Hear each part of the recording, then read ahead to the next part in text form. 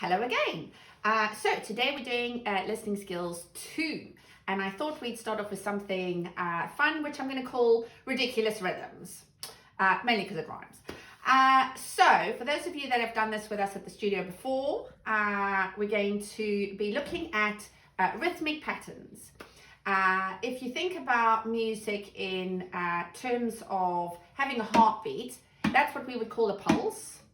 And usually in music, the heartbeat of the music stays pretty consistent. So it's either going to be a fast pulse if the music is fast, or it's going to be a slow pulse if the music is slow.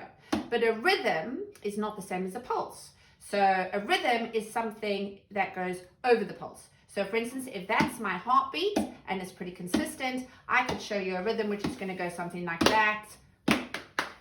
And my right hand is doing a pattern which is completely separate to what my left hand is doing. So that's the pulse. The rhythmic pattern is going over the pulse. Pretty much like you would expect with your own heart. You don't listen to your own heart beating all the time because it would probably drive you crazy. Your heart is pretty silent, okay? So in music, you don't actually hear this pulse going. You would simply be aware that there is a consistent tempo. The music is not randomly changing speed all the time. Interestingly, if you're playing on the drums, your kick drum would be your heartbeat. So that's maybe the only time you would hear the heartbeat going in the music. So in the first instance, I would like to see if you can just keep a very simple pulse. All right. So I want you to start to tap or clap or beat on your drums if you're on the drums, but try and see if you can get a nice steady pulse going. And the first idea that I want to challenge you with is just to keep the pulse going. Now you might think this is pretty easy, and maybe it is easy, but some of you I know have never tried this before. So get that pulse going nice and steady and see if you can keep the pulse going even when I start to do a rhythm on top of the pulse, okay? So are you ready? You are doing what my left hand is doing and ignore what my right hand is doing. Okay, so I'm going to go something like...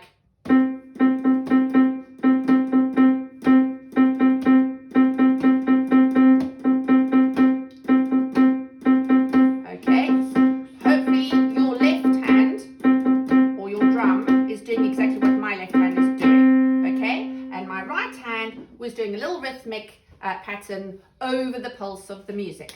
If you manage to do that without stopping or changing, well done, okay? Because that's very important in music, that you can actually think about just keeping a steady tempo.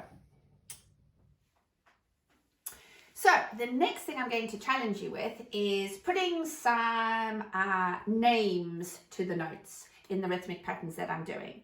If I was to say to you, this is a series of fairly long notes and this is a series of fairly short notes, I could give some names to those notes. I could say this is like saying the word hen, hen, hen, and this is like saying the word chicken, chicken. So I'm basically breaking down the rhythmic notes into syllables in words. Now in music, those notes have also got their own terminology. So a hen, if you're going to do a series of notes like that, you could say those are crotchets. And if you're going to do the faster notes, these are quavers. Okay?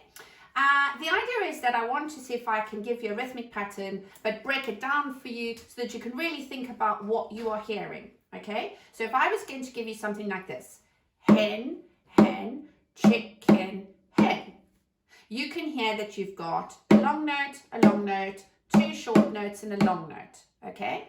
Now you might think, oh, that's super easy. So I'm going to challenge you with 2 exercises, and the first thing I want to see you can do is to simply give those rhythmic patterns back to me. So you can clap them, you can tap them, you can play them on your drum, but I want to see if you can copy what I'm giving you, okay? So this is going to be the first pattern, and I'm going to say the words for you as well. I'm going to go hen, chicken, hen, chicken. Okay, that was the first exercise. I'll give it to you again. Hen, chicken, hen, chicken. And I bet you're sitting there and you're going, oh, that's super easy. So if that is easy, well done. Okay, hopefully you just did that exactly the same way back to me. Okay, now I'm going to give you another one. And again, I'm going to say the words as well. So I'm going to go chicken, chicken, hen, hen. All right, the second exercise, if you want to try it again, is chicken, chicken, hen, hen. Okay, so you can hear that we've got long notes and we've got short notes. Now, for a final challenge task, I'm going to see if we can do some call and response. So I'm going to give you a rhythmic pattern. I'd like you to give it back to me. But in this series of examples, I'm not going to say the words. Okay, so I just want to see if you can respond in a very musical way and respond instinctively. Okay, our brains are kind of programmed to sort of figure out what's going on when you hear a rhythmic pattern anyway, and whether or not you know it's a long note or a short note, your oral recall, your musical memory is probably good enough that you can do this even without thinking too much about it. Okay, so I'm going to set up my pulse, which is my foot tapping, and I'm going to do some rhythmic patterns. For those of you that are interested, they're going to be in 4/4 time, and I'm going to see if you can give them back to me. Okay, are you ready? Here we go, and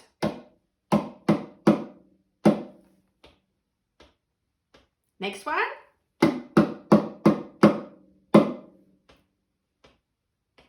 And again.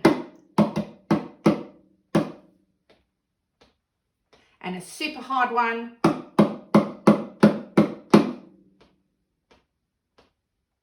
Okay, so that, I hope, really got you listening carefully. And I'm going to see if I can introduce something that's slightly more complex into the rhythmic patterns now. So we've had our hens, which are these ones. We've had our chickens, which are the slightly fast ones. And I'm going to see if I can put in some bunny rabbits. Okay, bunny rabbits. That's going to be our semi-quavers, which are faster than quavers.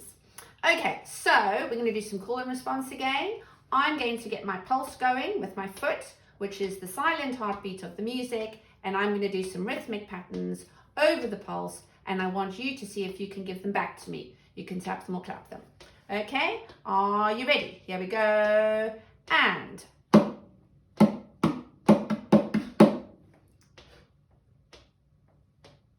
the next one is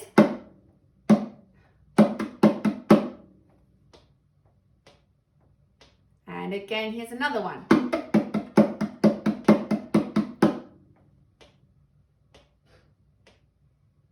Okay, so just for information, and I did try and make that last one quite tricky, I gave you bunny, rabbit, bunny, rabbit, bunny, rabbit, hen.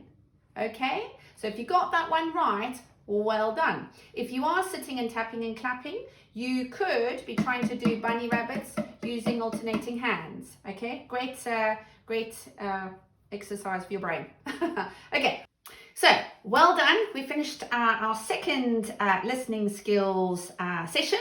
And if you're interested in finding out a little bit more about rhythmic notation and how to read the rhythms that we've been clapping and tapping, you can look at the video that we've got about reading music. In our reading music sessions, it teaches you all about how to read rhythmic notation, how to read pitch notation. And again, it's a super good way of making sense of what you're seeing in front of you. Well done.